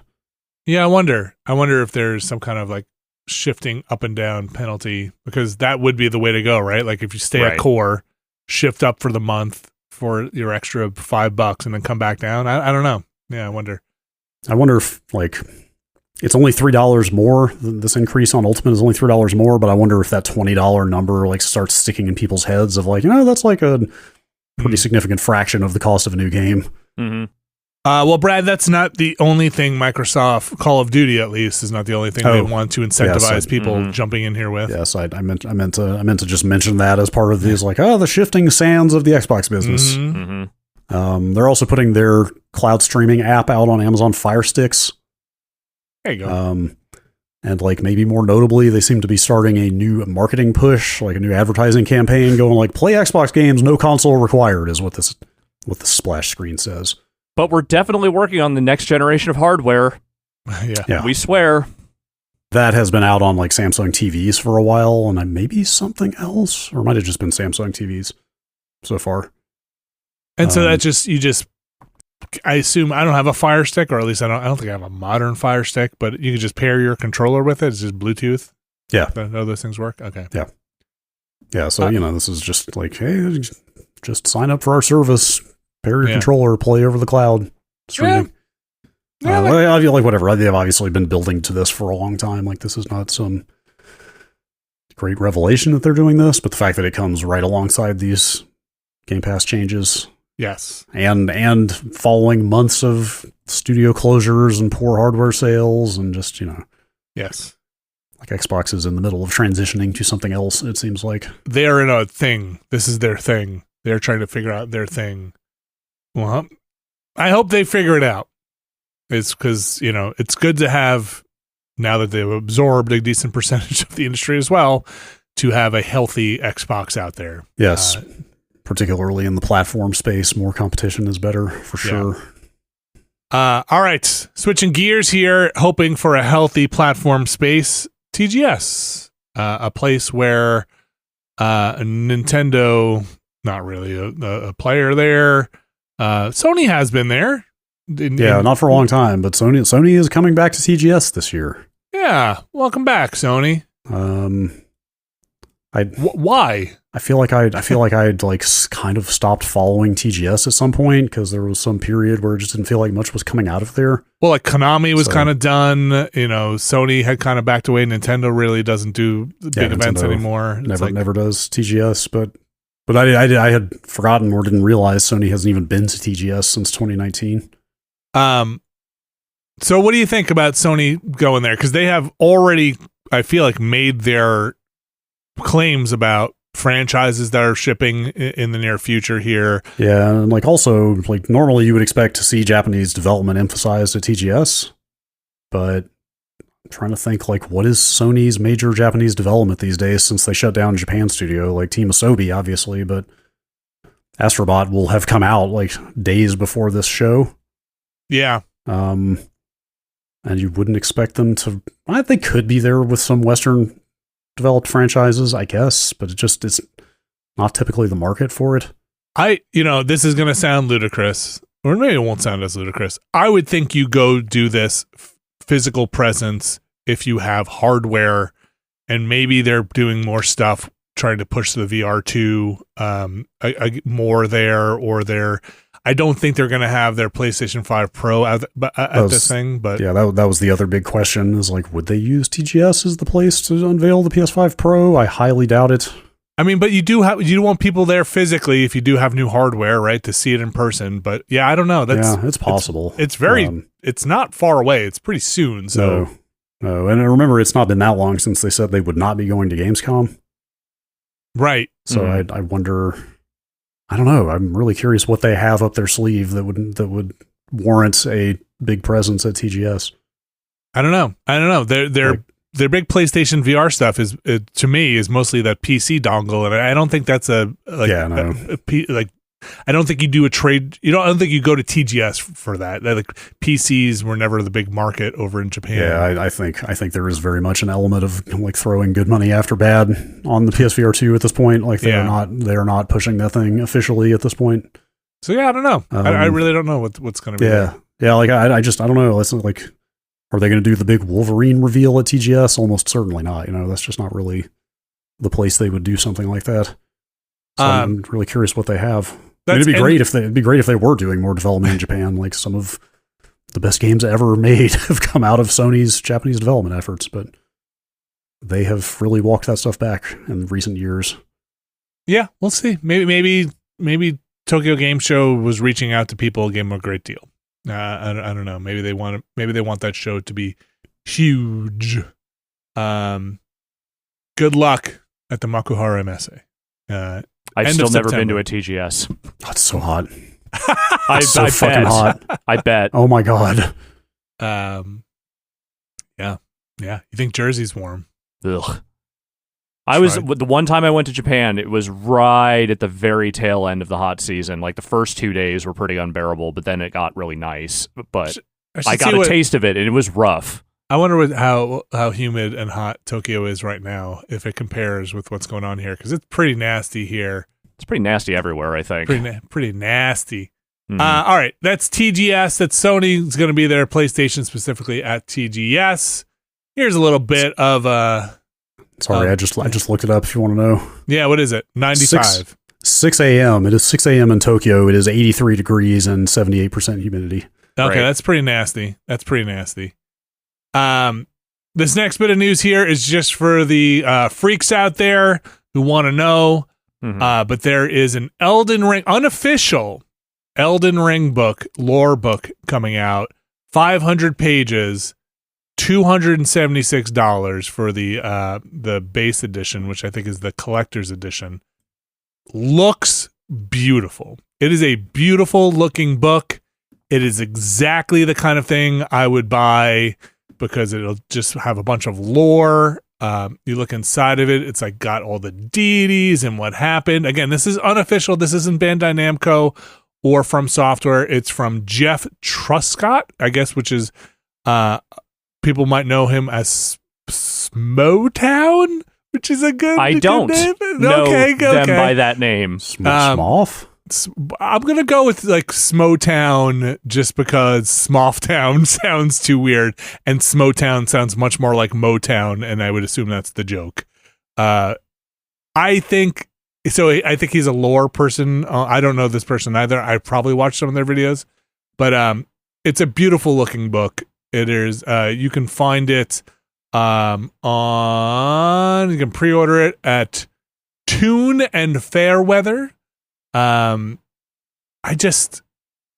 I buy a $270 book that's I'm gonna look through once and sit on my shelf? I mean, why stop there when you could spend $775 on the limited edition? There you go. Definitely not doing or that. $1,100 on the Benefactors edition. You get your name in the book then. This is so weird to me. This is not somehow officially licensed or endorsed by the makers of the game. Yeah. Like, how do you get away with that? So I already have an Elden Ring hardcover thing that I think I have an Elden Ring hardcover thing. I've got the like Dark Souls, and I kind of buy the Souls books. I have the Bloodborne one, even though I didn't even finish Bloodborne, because I mostly like the maps and the lore in those things. I can see this just being like, hey man, I'm just doing a lore book that looks like a Bible. And I don't need you. I don't know. You're right. Like there must be copyrighted stuff in there, right? You would think. I mean, it flat out says not an official product of or endorsed by.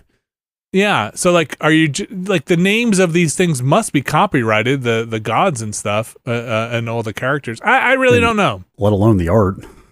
Yeah. I think it's a lot of new art in here. So I don't know. Maybe it is licensed, even though it is not endorsed. I don't know. It's not an official product of. Definitely means unlicensed. Yeah. I really don't know. Maybe you get it before the Namco Bandai police come and seize every copy. Anyway, it looks great. What's the involvement of George R.R. Martin? That's my question. Not endorsed. He's too busy. That's it. And I just wanted to say Smotown. That House of the Dragon show is good. It is good? I've heard it's good. Okay. Is he involved in it at all? I think he's roughly as involved as he generally was in the other show, but it's a different showrunner. Wait, is he like writing for it? Is it based on any of his material? Well, it's based on his supplemental materials, but I don't know if it's based on any specific books exactly. It is. I did not realize. I stopped keeping up with those books years and years ago. I guess he wrote 2 books. He wrote some like Historia type things, right? Yeah. Oh, like his like Silmarillion style thing? Rise of the Dragon and Illustrated History. Yeah. Okay. And there was another thing too, I think. I can't. But yeah, that show. I can't. No, I can't. That's the thing, is that people keep telling me it's good, and I believe them, but I can't do it. I will watch that show when it's done, and people tell me, no, it actually finishes strong.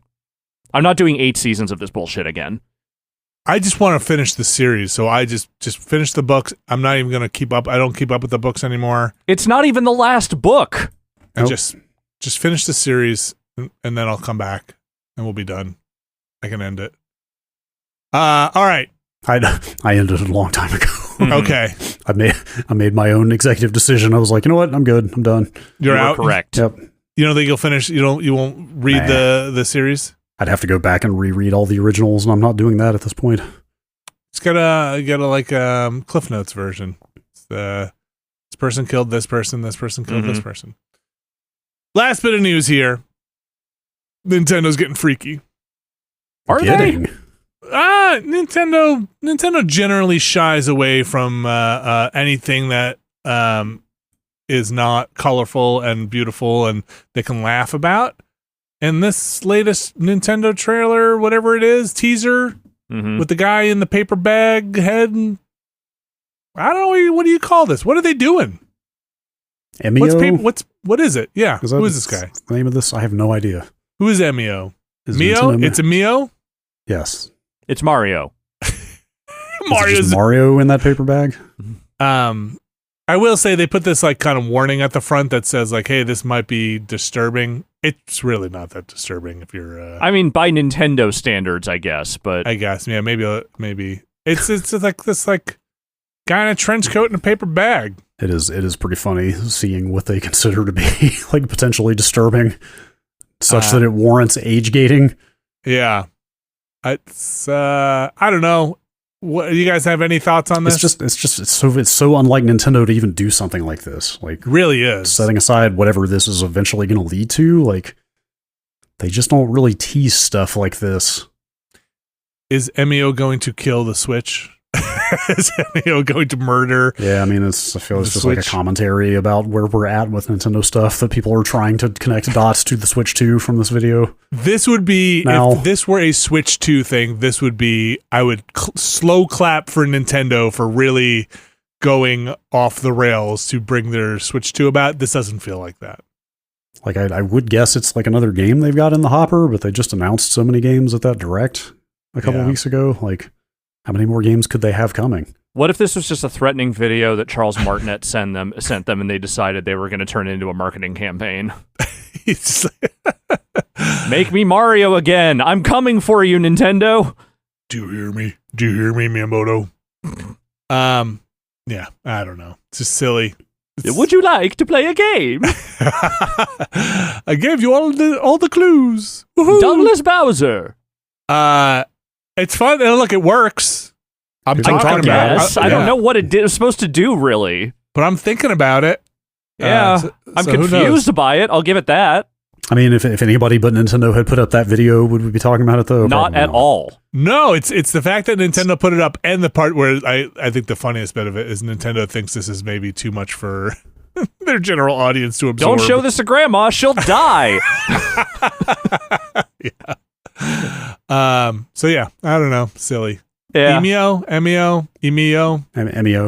Please don't name your next console Emio. I don't know what else to say. What if they've really internalized the lesson of the Wii U and the screw up with the branding on that thing, and they were like, we can't use the Switch name again. We have to come up with something else. Oh, we can't repeat that mistake. Don't. I'll say it again. Super Switch.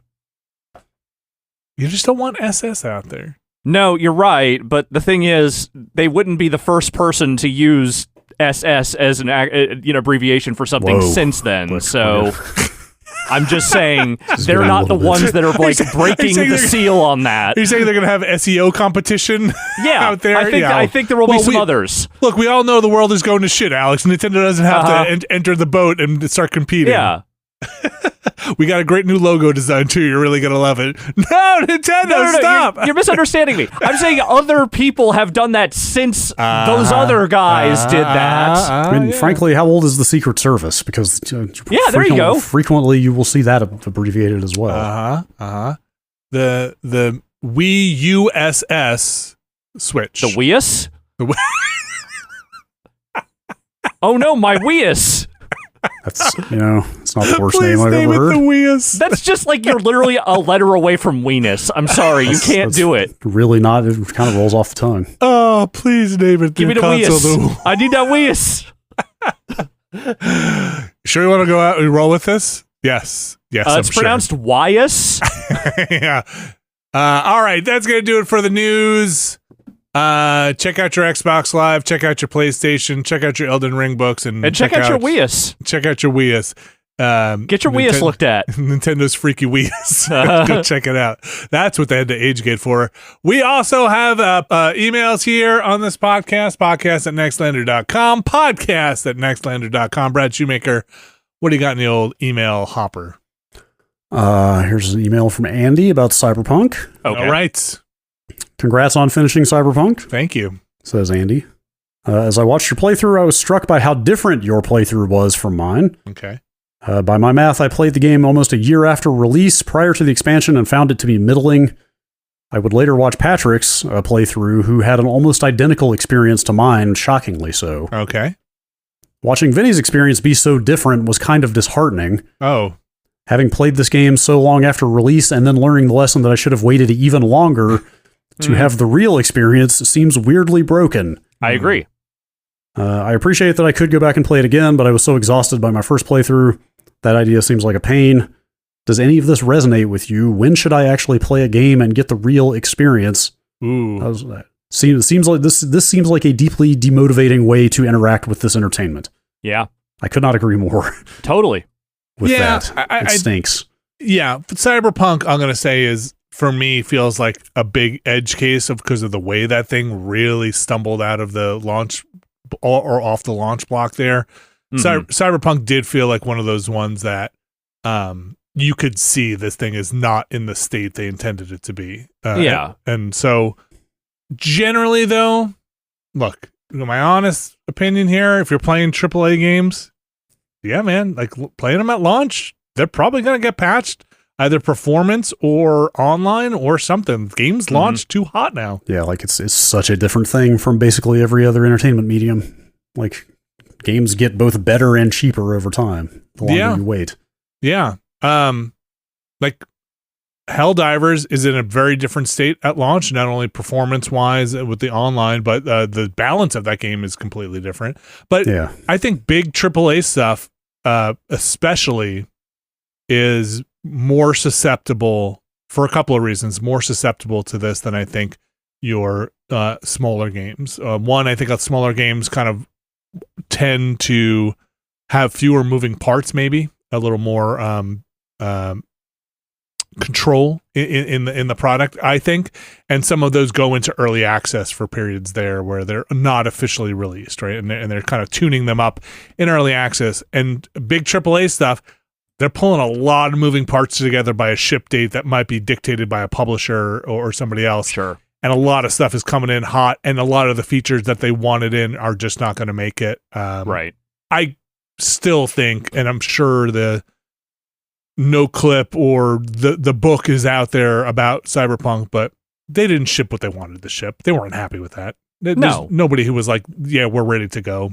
There is no one on Earth who is saying, no, that was the vision we had when we set out to make this thing. But I don't know. The thing I still get tripped up on and still get annoyed about is that there did not ever have to be this way. With just using the Cyberpunk example, for instance, like it is the market conditions and is the current state of the industry that a game that big from a studio that is coming off something that revered still felt like they had to put out a product on a set date that was not ready.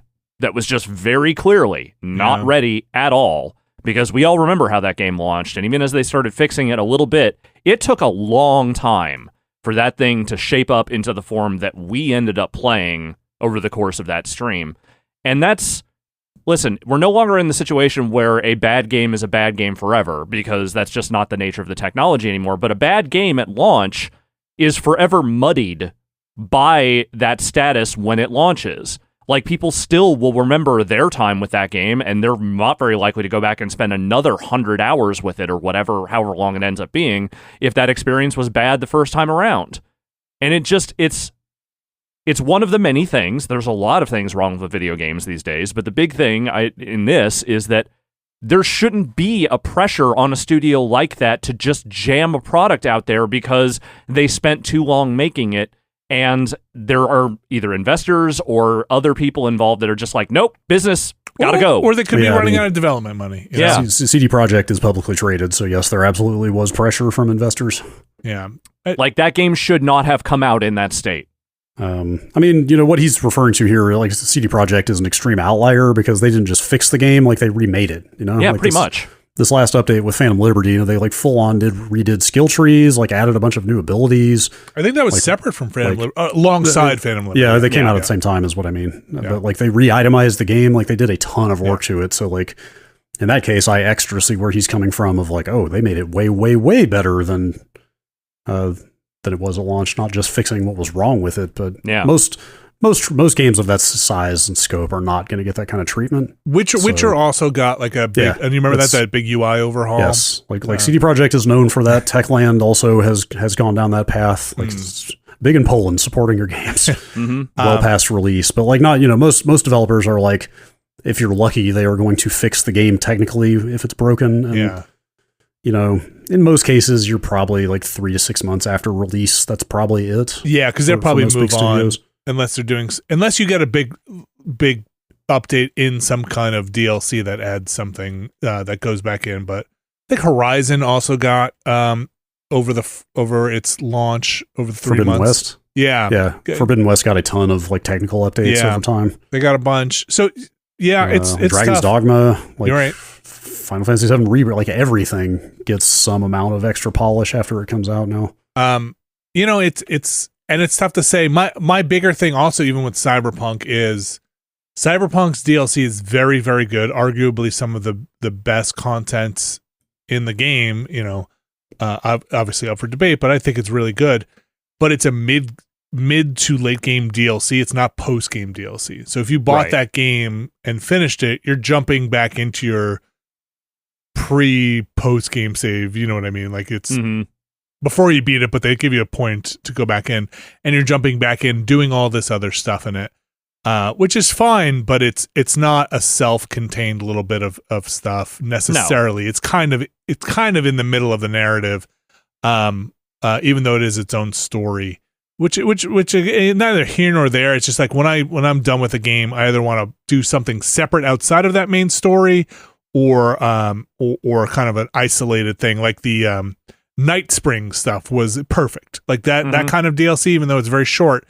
Like, this is parallel universe, like sidebar stuff. It's not necessarily going back in the middle of the game, right? So I don't know. It depends. Look, it's a really hard thing. If the person who wrote in didn't buy Cyberpunk, again, edge case here, but didn't buy that game, a developer might not have the resources to go in and add that stuff and fix that game if people aren't buying it day one. That game is coming out now. CD Projekt Red might be a different story. They've got, like you said, investments and they make a lot of money, but a developer might need those day one people to have the funds to go in to continue working on the game to add the stuff they wanted to add in. It's a tough one. I don't know. I know it's not an easy solution. I'm just saying that it's just it's emblematic, I think, of a lot of things that are wrong with video games and the business right now, that a company like that had to shove that thing out the door the way they did, because obviously it did not meet up with the vision that they were trying to make. I mean, you guys were around when the discussions of is there a rolling review score that needs to happen in some games? Like, do you review on day one and that's it, and it's in stone, or do you revisit? Like, it was more around the time of MMOs, but like, I don't know, man. I got out. That's the thing. I don't have to answer those questions anymore. I do feel like a big part of this also is that there is not necessarily the robust critical ecosystem that there used to be. Yeah. Well. Yeah. I don't know. It's if there were live service games, and a live service games kind of just broke it for everyone, where you're just, that game is by design different in 6 months, and now every game launches digitally there's no game I have played recently, again, mostly bigger games, that don't have a day one patch. That game is getting patched out of the game. So the best time to play is when you're ready to play. Come to the game on your terms, not its terms. Another email here, Brad? Yeah, if you don't have some specific time pressure, you're not trying to keep up with your friends or something, I would say probably give most games some time. Yeah. Mm-hmm. Yeah. That's probably the safest way to go, is to give games some time. But sometimes you just want to play some crap. All right, Brad, what else you got? Steven from Raleigh, North Carolina. I was listening to a recent episode where Brad mentioned that Phil Spencer should be leaning into the Xbox 360 anniversary, because it was the last time Xbox had really positive vibes around it. I had a grim realization while he was saying this that it really should be phrased as the only time Xbox had positive vibes around it. The original Xbox flopped, the Xbox One, well, we know what happened there, And the series is being outsold 5-1 and losing developer support. I'm not sure if it's quite 5-1, but the point is taken. Yeah. Do you think the length of the 360 generation is the only reason Xbox has been able to last as long as they have so far? Definitely feels like a big part of it. Like, I mean, who can say if the 360 had gone the way of the original Xbox? I don't know if there would have been a third Xbox or not. Like, Microsoft is pretty big on pulling the ripcord on, you know, the whole embrace, extend, extinguish thing Microsoft does in every market, or used to, like look at the Zune did not last very long, for example. Yeah. But the 360 hit pretty hard, especially in the United States. Yeah. I know the Xbox flopped. I do feel like the retrospective on the Xbox is generally a little bit more positive in the sense that the library itself was actually pretty good. That's the one point in that litany in that email that I was like, I mean, yes, it didn't exactly win the generation, but also like PS2 is the highest selling console of all time. Yeah. Nothing was going to win that generation. It's not like the GameCube was like also like just walking over and kicking their ass either.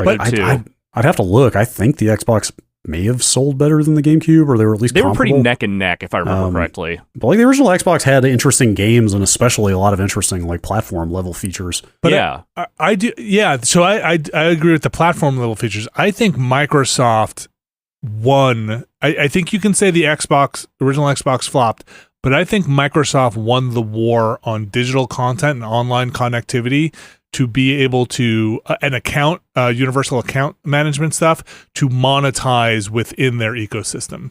Because I think before 360 and at the end of the Xbox, they had figured out online and ways to integrate online into your Microsoft account and into your gaming system to have you spending money outside of games better than Sony. Sony was, I don't know if you remember, their Sony account stuff sucked for a long time, and they were terrible. Dealing with digital purchases and saves and everything on the PS3 was a fucking nightmare. Yeah, it was really bad. Multiple consoles. So Xbox had their unified login. It traveled with you from console to console. You made a Microsoft /Xbox account that went into each generation of the console versus a separate account, like you had a local account on every PlayStation console.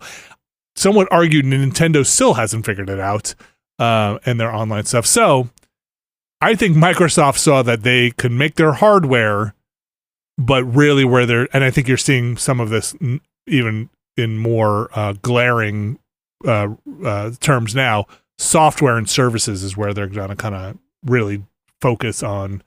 And platform fees and stuff like that really focus on. I mean, they had the online stuff. They had a Ethernet port right on the back of that thing. They were the first ones doing the big downloads. Xbox Live Arcade, we've talked about it a lot. They selling DLC for games. It's I think that's not to be understated. Yeah, I mean, they were the first ones selling retail disc games digitally on the console as an alternative. I mean, the problem, though, is that, as Spencer has pointed out before, they laid all that groundwork and then they failed to capitalize because then they did it all first, and then they horribly lost the generation where that stuff had become institutionalized and everybody locked into their ecosystems. And I shouldn't say nobody, but much fewer people locked into the Xbox in the subsequent generation. I think that's clearly why they are trying to get people to say, and again, they're staying in the console business, but saying you don't need a physical Xbox. You just pay your $20 a month and you can play these on the devices you have already.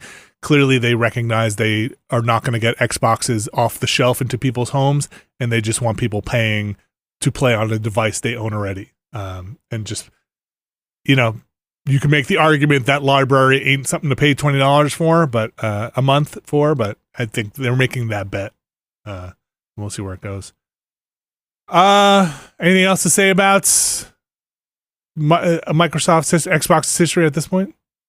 Not really. I mean, at this point, we've talked about Microsoft a lot these days, and not in particularly glowing terms, but I don't know. I would love to see some good 360 celebration stuff. I would love to see some games that are, if not trapped on that platform, then otherwise just not necessarily like have not yet been brought to the current ecosystem in some sort of high fidelity version, the way they've been doing that stuff on the current Xbox platforms. I would love to see some of that, but it just doesn't seem like that's really what they're doing right now. Yeah, maybe they'll have some surprises. I mean, that's still like 18 months out until that anniversary, but so they still have some time. But even that's just going to be nostalgia, though. Yeah, totally is. Like even that is like I would get very excited about it, but I can still recognize like a lot of that stuff is very time and place for me. Like it's as much about like where I was at in 2005 as it is the actual material. So, yeah. Well, maybe like does that do anything for their bottom line and their brand perception now? Like, I don't know. Is Gears of War a nostalgia brand? Because maybe in 18 months you'll be playing Gears of War on a nostalgic bladed front page of an Xbox. Who knows? Or is it a launch game for the next Xbox? There is no next Xbox. You mean my Fire Stick? No, they are working hard on the next generation of hardware. Yeah, you just don't need it. Any other unless emails? You want it. Let's see here. Daniel writes in, this year I've gotten into fountain pens. Okay, great. I now have 4 of them, all reasonably priced, and 4 ink bottles. Okay. Do you have a preference for writing implements, and would you ever consider becoming a fountain pen sicko? My wife is a fountain pen sicko. Oh. Has been for decades. Sicko. She trades them. She's a sicko. Yeah. Sends them into nibmeisters because she has a certain grind of the nib that she likes. I got my wife a fountain pen for that's how I proposed to her in an engagement present, was a fountain pen. Sicko. So there are plenty in the house. I suck with a fountain pen. I'm terrible with it. Yeah, they're very finicky, I find. I barely remember how to write anymore. Every time I have to write something, I'm like, whatever. I'm being a bit facetious here, but also it is unfamiliar enough every time I do it that it feels a little weird. Because like everything is online now. Like all financial shit is on your phone and stuff now. Like keep a physical journal. Things. Go get it. Start getting keep it in a physical journal. I can type so much faster. But it's the mechanical. It's the relaxing part in your brain. Putting it to paper. That's the meditative part. I have some pens that I really like. Some are fountain pens. Some are ballpoint pens. I will sometimes buy. I try to just keep the same ballpoint pen. Brad, I actually, for some reason, have kept this. This is my D&D pen. It is the Quantum of Solace pen that we got from. From that Activision event. Yep. And this is the one I keep next to my D&D notes. I've replaced the ink in it like 4 times. I got a different. It's a fine because it came with a medium. I usually try to find a pen, and it's heavy. It's like a big heavy pen. I like a heavy pen. Yeah, I have a couple of pens that I like, and that's what I use. That's my writing implements. Do people use like decades old fountain pens? Like, are there like any like 100-year-old fountain pens that people pass down and keep using? Oh my gosh, yes! Holy cow, yes! My goodness, yes. My goodness gracious, yes, yes. But yeah, they get a little like Ship of Theseus here and there, where you're like, sure. You replace the bladder and you replace this, you replace the nib, but the body's still the same. As far as I understand, you just try to keep the body the same. Yeah, I still like writing. I still keep handwritten stuff. I find I remember things better if I write them by hand versus typing them in if I take the time. I can see it. Have anything to add to the writing implement? My favorite pen is like whatever I can find.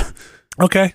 At the moment, that still works. That still writes. That is 100% my method. That I don't have to scribble on the back of a receipt for 30 seconds to get to work. I do like a gel pen. If they have them. Yeah, dead pens, garbage. Pens that don't work. No, literally, that they are garbage because they don't work anymore. Yeah. Well, like Brad was saying, the one you got to scribble with, to like heat it up, get the no, thank you. Brad, it sounds like Brad, you're digging around for something. Rustling for something. You're checking out your pen. I got a rustling happening. I knew it. I knew it was in here. The download.com pen. Wow. Does that even exist anymore? No. I didn't think so. So what is it? Redirect to like CNET? I don't know. I've not tried to go there. I'll do it right now. I'll take the bullet. I want to find out. I'll get redirected to whatever scam site it is now. Yeah, you got a virus. Click. Download.com. Free software download. CNET download. Okay. This thing is basically useless. Yeah, it's just download.cnet.com now. The pen is useless? It's got a good click to it, yeah, but there's basically nothing coming out of it. Get a refill. Go buy a refill. Let that pen live. Live, pen. Now, pencils. Oh, I could talk forever about a pencil. Oh, yeah. Oh, I had my brand of mechanical pencil in school. There you go. And that was that. Pencils. That's where it's at. I'm looking up to see if they still make them or not. What, pencils? Yes. No, the specific one that I use. Okay. Oh, I don't know if they do. It was this Pentel. Okay. It was this Pentel mechanical pencil, but the switch was down like close to the... Sure. Yeah. It was not on the back of the pencil. It was kind of... On the body? In line, yeah, on like close to the writing implement on the body of it. Like a little hump? Yeah. Yes. I don't think they still make that model anymore. Anyway. Do you still use a mechanical pencil, or are you just not writing? No, I could not tell you the last time I used a pencil. Oh, man. Years and years. Oh, years and years. Yep. Gotta do more. It's not taking a lot of standardized tests these days, you know? I use pencils for the crossword puzzle. I'm not good enough to do it in pen. Use my, was it Black Wings? The pencils? I don't know. They're good for the crossword. Anyway, I think that's going to do it for the emails. And that means we're going to wrap this show up. Got big news coming up. Watchcast. Finales. Mm-hmm. It's happening. We have recorded our Twin Peaks Season 3 finale. Yes. We have finished it. Yeah, we watched it all. We have absorbed what there is to absorb in the Twin Peaks, and we have thoughts about it.